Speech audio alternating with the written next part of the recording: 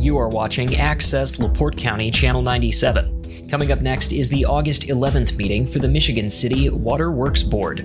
You can find more information for this meeting by visiting www.accesslaportecounty.org.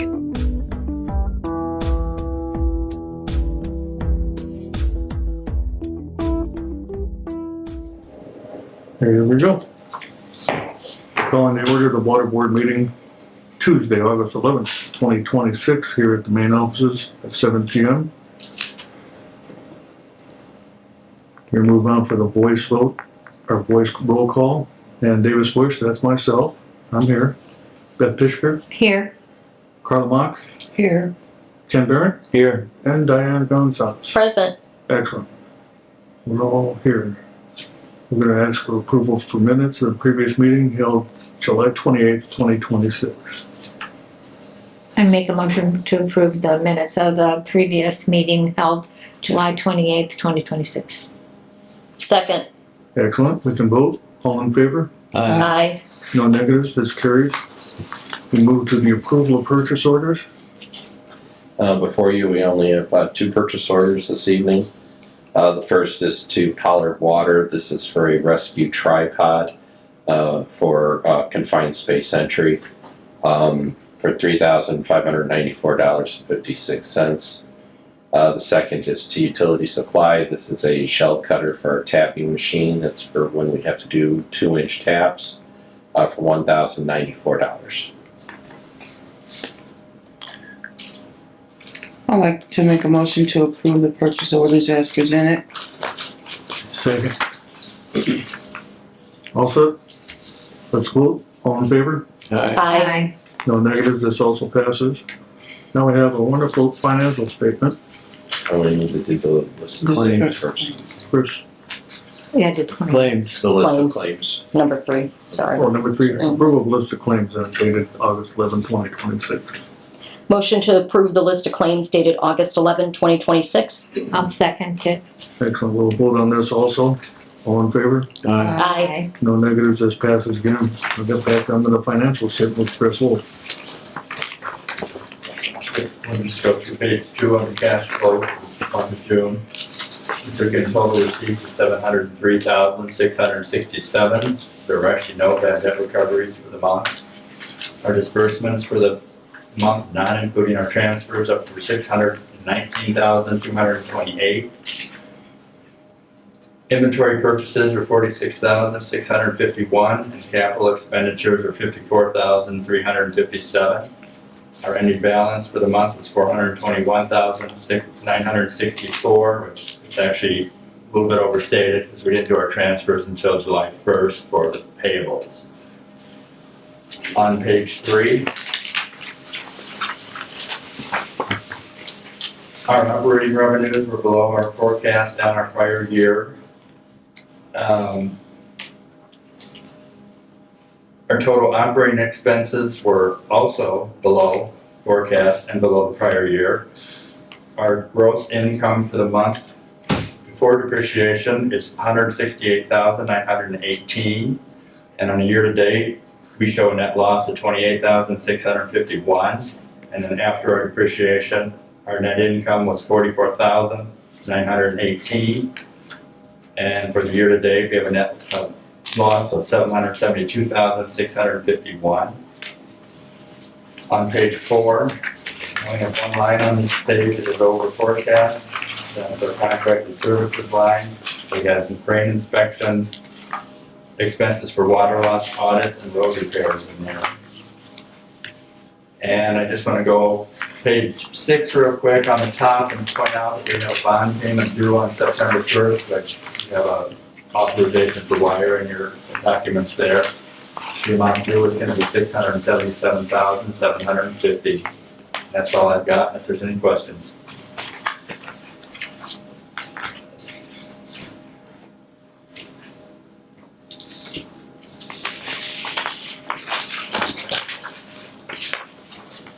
I wanted to make a statement. One of the items when we're looking at our operating revenues, one of the main culprits for our operating revenues being far below our plan and the prior year is if you look on page 1, rainfall in inches for the month of June. We had 8 inches of rain in the month of June. If you look at all of the rest of the months from 2022 through 2026, of course, we're only recording April through October. That's quite a bit more than any other month in the last 5 years. That's if it keeps raining, people don't water. If they don't water, we don't Yeah. make money off of irrigation, so it does impact us. I move we approve the financials dated June 30th, 2026, present. I second that motion. Excellent. We can vote on this to approve the financial statement as presented. All in favor? Aye. Aye. No negative, this also passes. We have a pension trustee presentation from Harvard Trust Investment Management. Welcome. Thank you. Good evening. Good evening. Thanks Thanks for having me. As we talked earlier in the year, we've had similar conditions here in the market so far in the second quarter. Turning to our investment strategy update on page 3, just give you a brief overview of U.S. and global economics and market activity.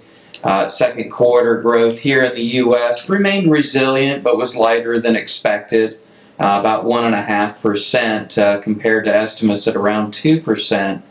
But consumer spending was still pretty resilient at over 3% during the period. Inflation decelerated, which the markets have received quite nicely, but it still remains a risk. We still see higher prices at the pump. If it weren't for the Indiana tax abatements on fuel charges, we'd be paying considerably more at the pump. So that certainly helps here for Hoosiers. The Fed did keep rates unchanged as a lot of the FOMC members found themselves feeling a little more hawkish, again concerned about those sticky inflation figures. But likely we expect the Fed to stay on hold throughout 2026. But certainly with their commentary recently, they won't hesitate to step in if they start to see inflation creeping up again over that 3 to 4% level, and potentially see a couple of quarter-point hikes in 2027 if they see that. Around the rest of the world, GDP growth was a little better than expected as we saw more energy-dependent nations really feel positive impacts of energy prices coming down. But again, all the ECB, the Bank of England, Bank of Japan, they've all kept rates unchanged during the quarter. But still, again, just like the U.S. Fed, hinting at potential hikes if they were to see energy prices pressure their economies. Looking at emerging markets, it's very fascinating. We continue to see growth rates decline there. Even though markets have done really, really well, it really doesn't accurately, kind of reflect the economic growth that we've seen in emerging market nations. Turning to page 4 and looking at some of our thoughts on markets and how we've handled the portfolios recently. Again, you see the 1-year totals at the top of the page. It doesn't pay to hold much cash, only 3.9% return over the past 12 months for money markets. Investment grade bonds, very similar, about 3%. We've seen interest rates steadily rising during the quarter. But when you look at higher risk assets, such as U.S. equities, U.S. small and mid-cap equities, and developed markets ex-U.S. or global large equities, these have all performed very, very well over the past 12 months. We remained very positive on equities during the past quarter and used some recent volatility to make some adjustments to the portfolio. we continue to see good corporate earnings created by really stable profit margins, higher earnings revisions. We've seen improved guidance from U.S. corporations. The raise, the beat and raise, if you will, beating on earnings expectations and raising guidance for the remainder of the year. We've seen that from probably the majority of U.S. corporations in the broader U.S. markets. We have seen some signs of improved breadth. We've seen the equal weighted indexes. Again, the traditional S&P 500 would be weighted by your largest companies. So companies like NVIDIA, like Apple, those are at the top of the index and they're considerably larger. So when we look at health of this market, we look at what we would see if NVIDIA wasn't 11% of the index, right? And they were only about 2.5% on average with the rest of the companies. So we actually are seeing a little bit of breadth improving, and that's very healthy for the markets. We've had concerns over the returns on investment, on data centers, on the big spending of large U.S. technology companies. Fortunately, we did see here just in the last few days earnings reports from Microsoft and Amazon, some of the larger companies that have actually cut back on spending a little bit, and so that was positively received by the U.S. markets. Looking at, we did some rebalancing within our technology allocation. We were looking at and took advantage of some weak pricing at the end of the first quarter on what we would call the picks and shovels, or essentially the semiconductor companies, the companies that are really fueling that data center growth that are in such demand right now. So we added some new positions in Palantir, one of the leaders in AI, both in commercial and in government portfolios. Astera Labs and Monolithic Power are semiconductor companies focusing on efficiency and quickness and connectivity within those data centers. It's not just about building new ones, although we see a lot of that around here. It's about making the ones we have more efficient. And so that's what our strategy is really focused on. Rather than looking at more commodity-oriented companies that are just producing, disk drives or memory chips, we're really looking for those companies that are making a difference and providing a strategic edge. And certainly those have performed well during the period.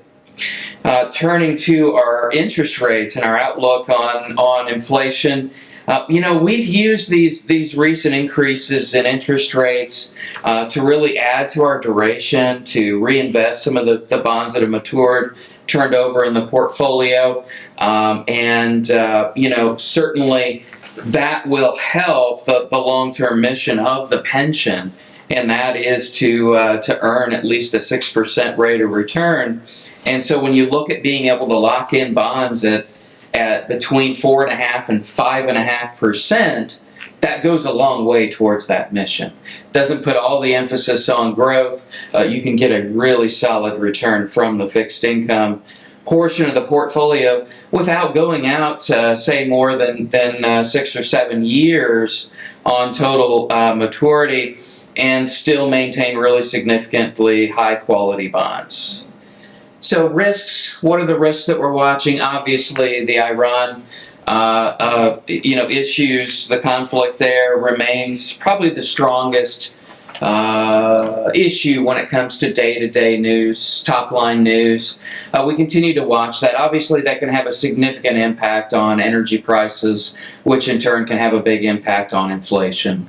And certainly, when you look at our economy, yes, consumer spending has been good, but it's been driven by top consumers, by really high wage earners, and inflation is still having a disproportionate impact on middle to lower class participants in our economy. So any significant changes in energy prices can have a big impact. So we continue to watch that, and while the markets are looking past the day-to-day disruption, we don't really expect a permanent resolution in the near term. And so we really have to closely watch the conditions, the supply of energy, both here in the U.S. and around the globe. And then obviously, probably the second largest risk that bears taking attention is the AI disruption. What is going to happen as these companies engage in building more data centers, building more capacity? We have to get a reasonable return on that investment for it to work long-term in our economy. And so that is something we're paying very close attention to. So looking forward, won't be surprised if we see continued volatility, upside and downside. But as I mentioned earlier, corporate earnings look very strong. And again, we're seeing those expectations kind of accelerate a little bit higher for the end of this year and for 2027. Looking at your summary on page 5, boy, it's nice to see the portfolio moving higher steadily. You look at the balance as of 6/30/26, up to $22.5 million. That was an increase of almost $1.5 million over the year-end balance at 12/31/25.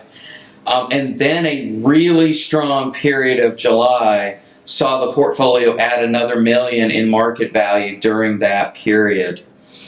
When you look at the target asset allocation of about 60% stocks, 30% bonds, and about 10% in cash, again, doesn't pay to hold cash, so we've had that pretty fully invested. You can see about 67% in equity, about 30% in fixed income or bonds, and just under 3% in money market. So we've remained bullish on equities, and certainly that has been the strength in our global financial markets. Turning to page 7, again, you'll see the graph showing our equity allocation as of June 30, just under 67%. And again, if you compare that to the maximum of 70%, you can see that we are still thinking very highly of equities compared to cash or fixed income during the period. Looking at the bottom of the page there and looking at our fixed income allocation, almost $7 million of the pension in high quality short-term bonds. That's really impressive when you think back to the history of the portfolio. And you can see the yield of that at 4.63%, so a really strong yield. Again, with our expectations long-term for a 6% rate of return, you're getting more than 2/3 of that from your fixed income instruments, so it stands to reason that performance has exceeded expectations. Turning to page 8 in your packet, the fixed income portfolio overview, it's important that we look at asset quality, and you look at the largest parts of the pie there, the AA1, the AA3 maturities. You have, over 1/3 of the portfolio that are ranked AA or higher. Again, we don't have a prevalence of AAA bonds in the U.S. anymore, really globally for that matter. And certainly U.S. Treasuries are not ranked globally as a AAA asset. They are a AA asset, so you can see a lot of strength at the high quality end of that chart. The bonds that are rated NA there are certificates of deposit that are not rated by bond rating agencies. So when you look at the bottom left of the page there, you can see our average maturity is about 4.5 years, 4.4. Average yield about 4.3%. Turning to page 9, and just looking at the classification of sectors here, we've seen a lot of value in corporate bonds, and you can see that is the majority of the pensions portfolio. High-grade corporate bonds like Apple, like PepsiCo, those have given us a little bit of extra yield when you compare to treasuries, certificates of deposit, or other government bonds. but it's important to have those stable assets as well. So about 77% in corporate bonds and the other 23% in governments and CDs. Turning to the next page, page 10, and looking at your individual equity holdings. You don't have to look far to see that information technology is driving and certainly is a big part of our economy. But you can see that we have, invested about 25% of the portfolio in information technology. However, today the S&P 500 is at about 36%. So really concentrated within that technology sector in our economy. So while we have participated in the upside, we've practiced good due diligence, good risk management, and we haven't over-concentrated the portfolio in technology, even though in today's economy we're seeing a much larger allocation to tech. The issue is that when you look around the rest of the economy, you look at communication services, you see technology there as well.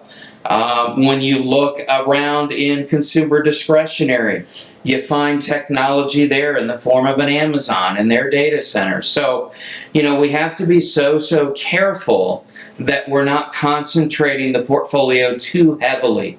When you look at the S&P and you look around the entire benchmark, you see well over 50% in tech or tech-adjacent stocks. So, again, we're participating in the upside, but limiting our downside.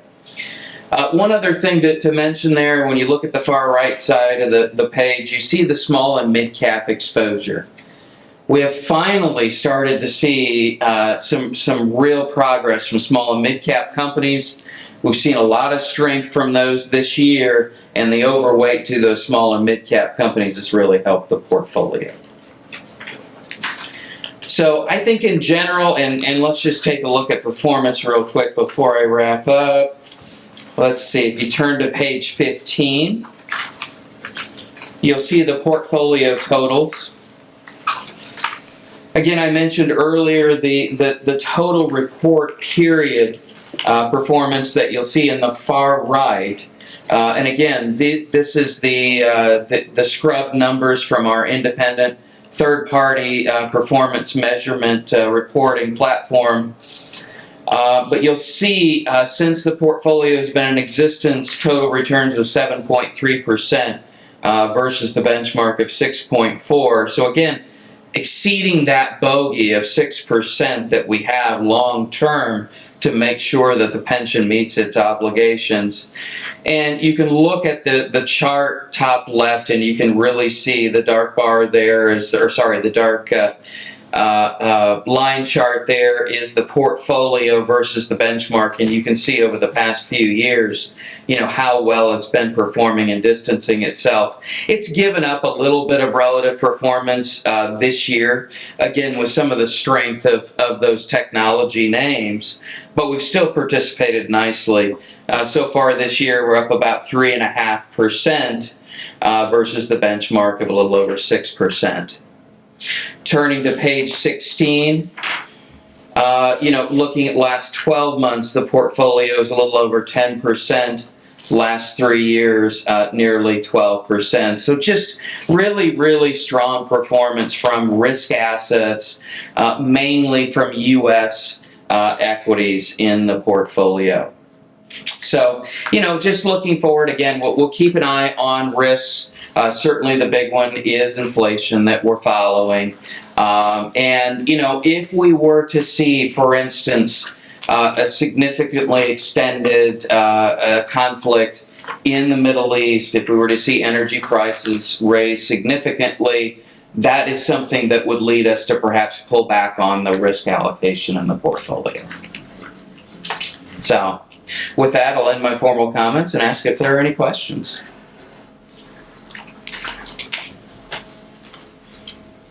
Thank you so much. That's quite Thank you.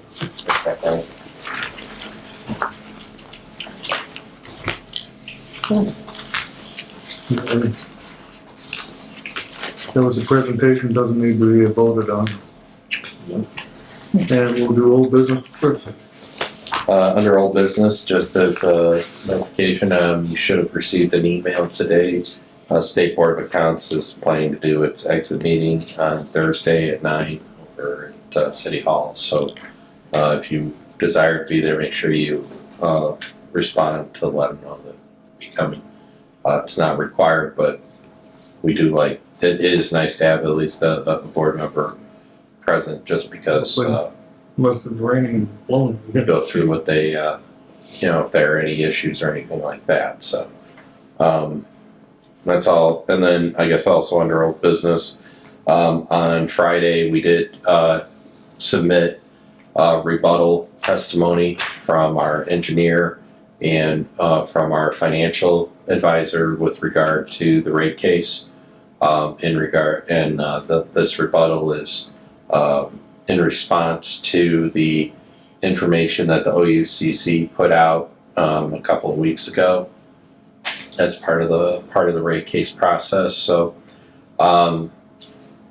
it is all, everything is actually documented and available on the IURC's website, available for public viewing. At this point in time, they did do a public notice reminding or letting people know that we will have an evidentiary hearing in Indianapolis on September 2nd. That's the Wednesday. Yes, on September 2nd. And that'll be at one of the government buildings downtown Indianapolis. I'll be there along with our attorneys and our financial advisors and our engineering advisors to go through the conversations that we'll need to have in front of the IURC so that they can make a judgment in their opinion of what projects are considered valid in their eyes and what we will be able to basically get for our rates to cover that. So, and that's all I had for old business.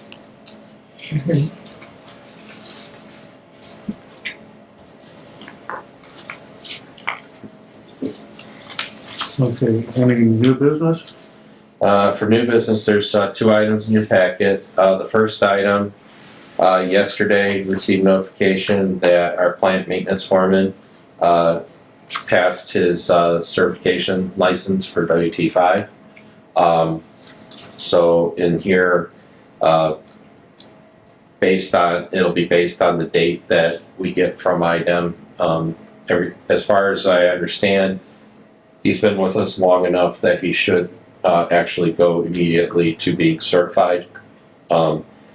So that being the case, I'd like to bump his pay. He's a non-exempt salary employee, so he does have an hourly rate. The increase that I've recommended is the same as the increase that a union personnel that is actually under him has gotten actually for getting his certification. That increase is $5.36 an hour. The current hourly rate for this employee is $29.07. So the new rate requesting is $34.43 per hour, and this would be effective the date of full certification that we will be getting from IDEM.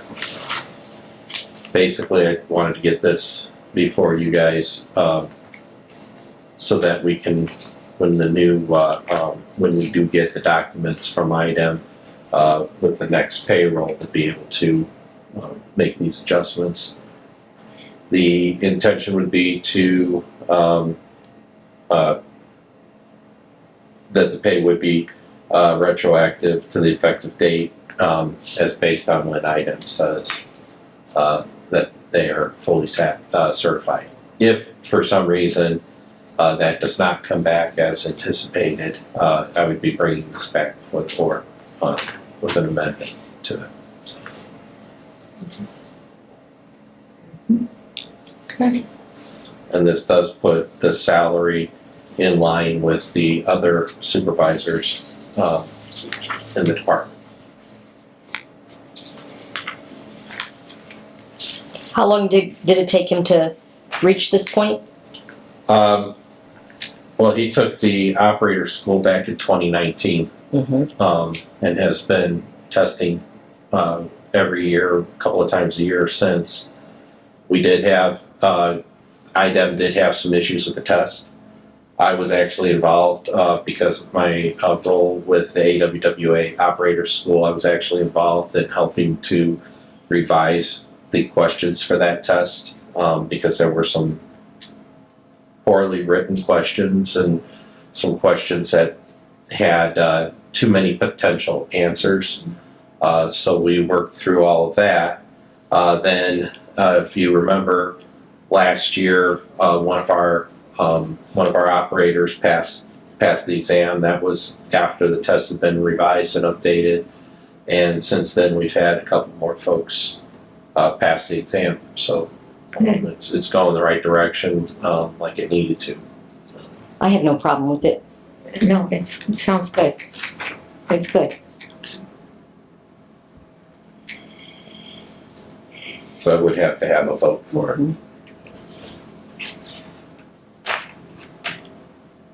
I'd like to make a motion to accept the recommendations for certifications as given in this notice from Mr. Johnson. Second. Okay, we can vote. All in favor? I, No negative, it's also passed. Thank you. No public. The next item, there's one more item in new business. You'll see a packet that has a colorful spreadsheet on the front of it. And I apologize that there's no information typed out on this. That was one of my projects for today. Weather did throw off my schedule completely. So we have an opportunity to save some money. We currently use Verizon as our cell phone carrier for all of our department cell phones. We have an opportunity to switch over to AT&T FirstNet. The FirstNet system is a system that is designated for first responders and government agencies. One of the advantages to it is that we would have priority communications during severe situations like today, in the event of the cellular system being overloaded by people trying to call folks that are on this FirstNet, and that's also including police, fire, EMA, all those folks have priority in that bandwidth to communicate in those situations. The other advantages are that the phones are very inexpensive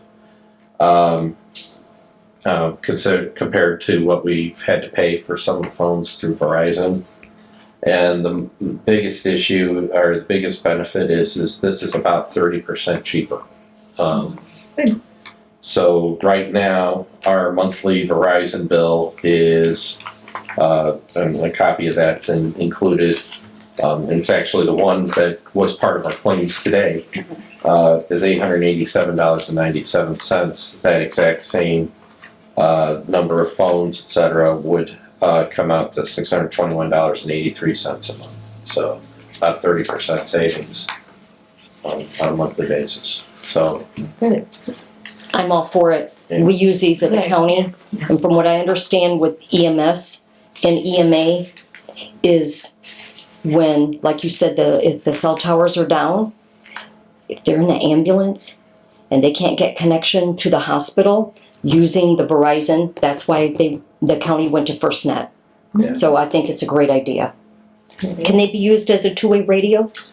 there is that capability with some of them, but we haven't decided if we really see any benefit for doing that in our operations. There are places where it makes a lot of sense, but I I remember back in the old days when we did have the Nextel Nextel. system with the, push to talk thing. Yes. And inevitably, somebody would want to push to talk and start talking and say whatever while you were in the middle of a meeting or on another phone call or whatever. So we're not 100% certain if we're going to make use of that piece of it, but it is available. That there is that availability. But compared to what we're paying out of Verizon, I see this as a good opportunity to reduce our costs and get a system that's supposed to be, the promise that in a day like today, Mhm. if we have to communicate across our facilities and throughout our system, we'll be able to do that.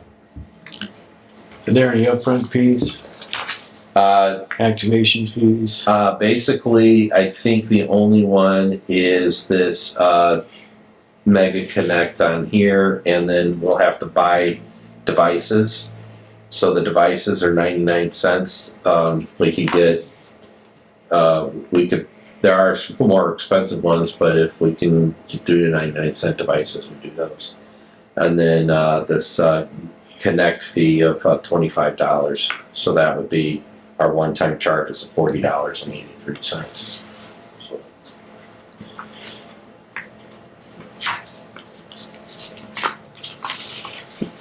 We need a vote. Mhm. I would, yes, too. Okay. Motion to approve FirstNet Services versus Verizon? I'll second it. Excellent. We can vote, all in favor? Aye. No negatives, this also passes. Now we can move down to public comment. Seeing none. You can check that one out. We have workers' comment. Oh, I'm sorry, there is something, I apologize, under new business. If that's okay with you, to bring it back to new business? Yep, yep. Apologize. We do have CDs maturing, the certificates of deposit are maturing.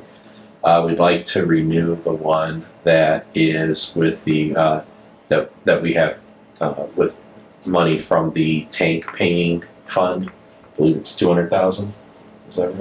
It's a $400,000 one. So it's a $400,000 CD. We'd like to get a new. Well, we're gonna be the new one.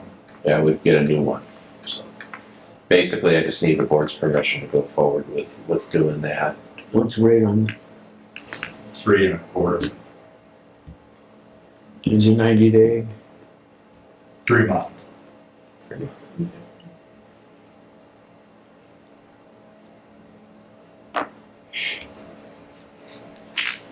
You need a motion? Is it one CD? Yeah. Yes, I think so, yes. I move the approval of a 3-month CD Mhm. at 3 3/4. I'll second that. Okay. We're approving the telephone change. And then CD reinvest with the new CD for 400,000. All in favor? Aye. No negatives? Thank you. Thank you. Sorry. Mr. Chairman. How about any director's comment?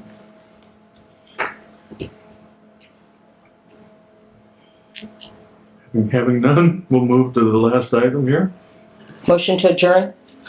I'll second the motion to adjourn. Excellent, all in favor? Aye. Aye. No negatives? We're done. Thank you. Very good.